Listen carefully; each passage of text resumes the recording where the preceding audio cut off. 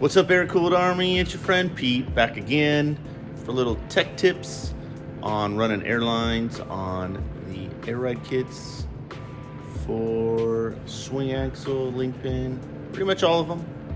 Just want to show you how we did it on the latest chassis, and we're gonna flip this over and we're gonna show you what we did. So as far as anytime we do rear air ride, we like to run all the airlines in the tunnel.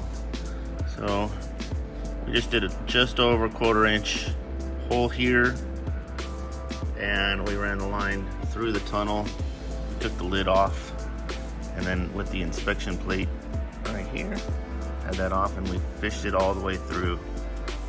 We did it on both sides, and that way it looks really clean. The metal here is really thick, so you don't have to worry about putting a grommet or any of that, because this is pretty thick too, and it being able to catch anything and vibrate or anything is so minimal that in your lifetime you never have to worry about it. So that's how we did the rear airlines. And on some models where we run the air tank, we usually have it battery here and tank over there, or vice versa.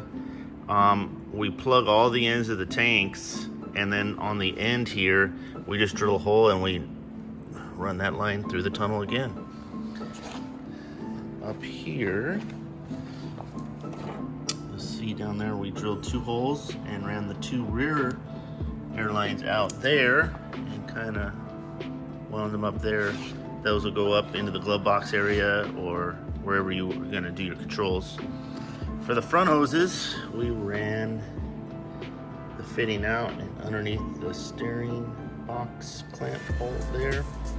And we made these little holes here, drilled and tapped them. I think they're 4mm, and they can move in there fine.